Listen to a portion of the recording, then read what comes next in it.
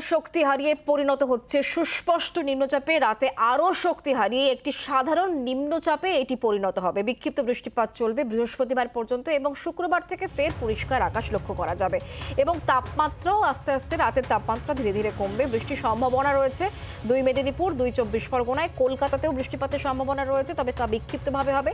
হাওড়া, হুগলি এবং নদিয়া ছাড়াও ঝাড়গ্রামেও বৃষ্টিপাতের সম্ভাবনার কথা জানাচ্ছে আলিপুর আবহাওয়া দফতর। 7 তারিখ দক্ষিণবঙ্গের জেলাগুলোতে খুব হালকা বৃষ্টির একটা সম্ভাবনা থাকছে। মূলত মেঘলা থাকবে 7 তারিখ অবধি। 8 তারিখ থেকে কিন্তু আকাশ পরিষ্কার হবে আর কি, এবং ন্যাচারালি 8 তারিখের পর থেকে কিন্তু রাতের তাপমাত্রা গ্র্যাজুয়ালি কমা শুরু হবে। এক্সপেক্টেড যে 10 তারিখের পরে হয়তো কলকাতায় 20-র নিচে তাপমাত্রা নামবে। বাংলার আওয়াজ, বাঙালির আবেগ, জি 24 ঘন্টা।